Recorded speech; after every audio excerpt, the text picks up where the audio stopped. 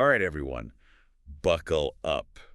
Today we're diving deep into something pretty wild, Elon Musk's journey with Twitter. Yeah, this one's got it all. Ambition, disruption, you name it. Oh, and chaos. Definitely chaos. We're working with a couple of really interesting sources for this deep dive. One, a biography of Musk. It traces his whole career from those early .com days all the way to now. And we've got a book that focuses specifically on his acquisition of Twitter. A pretty tumultuous one, as you probably know. Exactly. And just to be clear, we're not trying to cover Musk's entire life story here. Right. It's more about his relationship with Twitter specifically. Yeah, and how that kind of reflects his broader approach to, business and tech. So we're basically tracking Musk's evolution from avid Twitter user to board member to, well, Chief disruptor. yeah, you could say that. And along the way, there's some big questions we want to dig into. Like, what even drew Musk to Twitter in the first place? Right. Was it all about free speech, like you said? Or was it a smart business move? Or maybe something else entirely? And then there's his personality, right? That intensity, the ambition. A bit of impulsiveness, maybe. Definitely some impulsiveness. How did all that clash with, well, the culture at Twitter? Yeah, it's a fascinating contrast. You've got Musk, the engineer, approaching problems with logic. Algorithms. Algorithms, exactly. Yeah. And then you have Twitter, this platform that's all about human emotion, conversations. And all the messiness that comes with that. Exactly. So you're kind of mixing oil and water. And the results, well, they were explosive. It's really important to remember that this wasn't just a sudden takeover. This whole journey with Twitter, it was a slow burn. A gradual escalation. Yeah, until it basically erupted. So let's rewind, go back to the beginning. Even as a young entrepreneur, Musk was already all about shaking things up, disrupting. Oh, yeah. You look at his early ventures, Zip2, X.com, which, became PayPal. He was already going up against those big established industries right from the start. Almost like he was practicing for something bigger. Exactly. And those early wins, they weren't just about the money. They showed a pattern. Bold moves, a drive to innovate. Willingness to challenge the status quo. Definitely. And somewhere along the line, he finds Twitter. And he doesn't just use it to promote their companies, he's engaging in debates. Trolling critics. Even influencing markets, as we'll see. What's interesting is that he seemed to really get Twitter's power early on, that potential to shape the narrative. Bypass the media, connect directly with people. Yeah, he wasn't just tweeting about his breakfast, he was testing the limits. Like a social experiment almost. In real time. Meanwhile, Twitter itself is going through some growing pains. This is before Musk even enters the picture, but it's important. Yeah, CEO turnover. Trying to manage hate speech and misinformation. That whole balance between free speech and, well, keeping the platform healthy. Right, trying to build a car while driving it at 100 miles an hour. And all these internal struggles, that's going to become really significant when Musk shows up. And then you got Jack Dorsey returning as CEO. Yeah, with his vision for a more decentralized social media. Less control by these big corporations. Sound familiar? It does. Almost like he was laying the groundwork for some of the ideas Musk would later run with. That vision of a more open internet. And that's when things take a turn. Musk starts quietly investing in Twitter, becomes a major shareholder. And then, boom, joins the board. Huge moment. He goes from being this influential outsider to having a real say. A chance to shape things from within. Yeah. But that seat, it won't stay warm for long. At first, it seemed like, the perfect match. Musk was talking about all these improvements, getting rid of the bots, making Twitter better. Yeah, there was this real sense of, okay, maybe this is what Twitter needs. A visionary, someone who isn't afraid to, shake things up a little. Someone who's not afraid to break things. Right. But that honeymoon phase. Short-lived. Yeah, really short-lived. Cracks started to appear. Pretty quickly. Almost immediately, I'd say. Remember those clashes we talked about from Musk's earlier companies? That pattern, it comes back here. He's used to, getting his way, moving fast. Not always thinking about the consequences. Exactly. And Twitter's not like that. It's this complex ecosystem. Users, advertisers, regulators. And Musk's personality, it just didn't really mesh. He was publicly criticizing Twitter's leaders. Those tweet storms. Yeah, expressing all this frustration. Almost like he was trying to provoke a reaction. Pushing buttons. Yeah, seeing how far he could go. He even tweeted polls about whether Twitter was dying. suggesting these radical changes. It was like he was crowdsourcing his takeover strategy. In real time. And those tweets, they weren't just words, you know? They were moving markets, influencing people. Setting the stage for what would become a very hostile takeover. And then the bomb drops. Unsolicited offer to buy Twitter. Yeah. All of it. A huge power move. He's not content with just being on the board anymore. He wants control. Full control. And from there, well, it was a roller coaster. To say the least.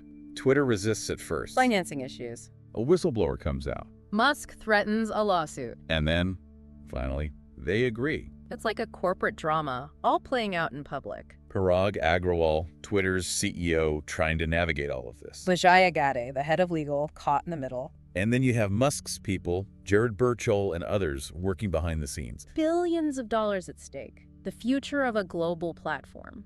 But honestly, the financial details aren't even the most interesting part. No, it's the human element.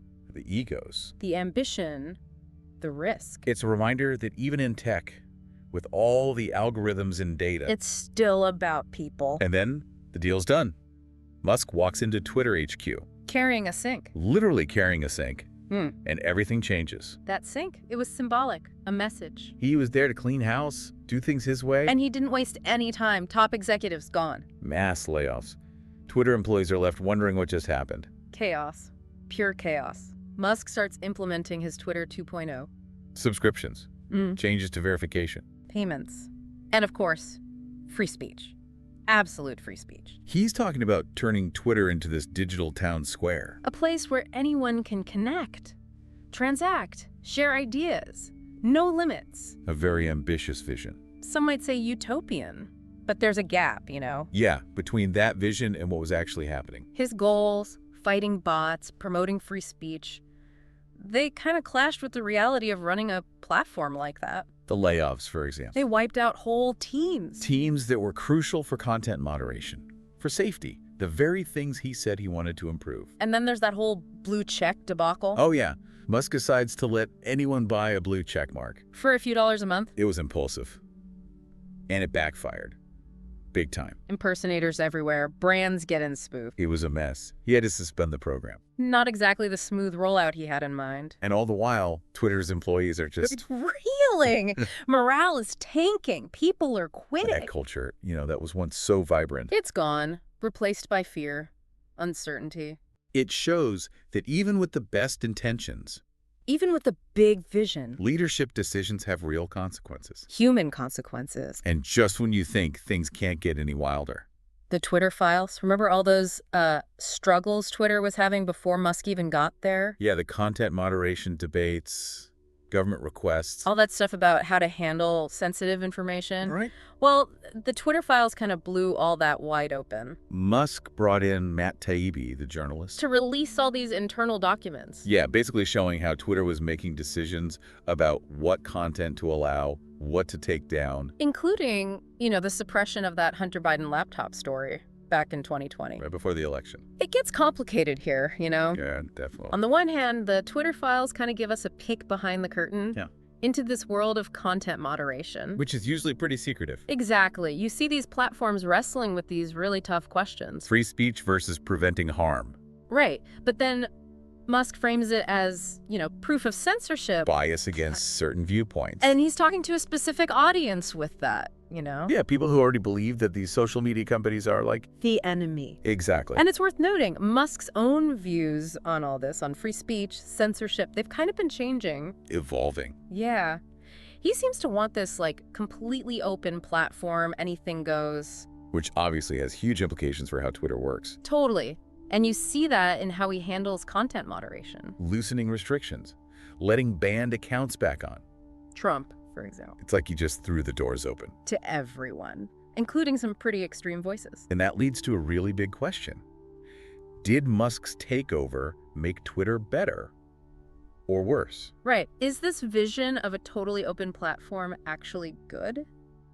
Or is it dangerous? It's a debate that's still going on. Definitely. And while that's happening, it feels like Musk's attention is already shifting, you know? Yeah. He's talking about this everything app.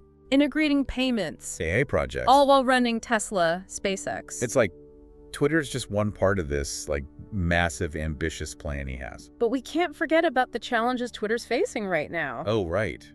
Advertisers are leaving. Key people are quitting. Technical issues. More regulation. And there are competitors popping up, Like Mastodon. trying to take advantage of all the chaos. It's a wild story, and it's not over yet.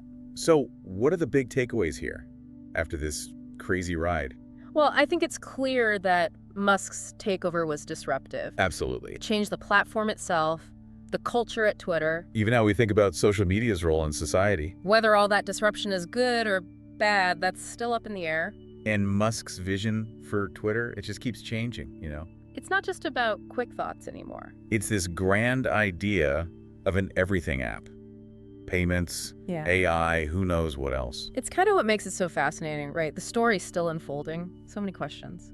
Yeah, like, will he actually make Twitter this global town square? Or will it just collapse under all that ambition? Can he have both free speech and, keep things safe? Will people stick with Twitter or go somewhere else? I think the biggest question is, what does all this mean for the future of social media? Are we headed toward even more powerful platforms?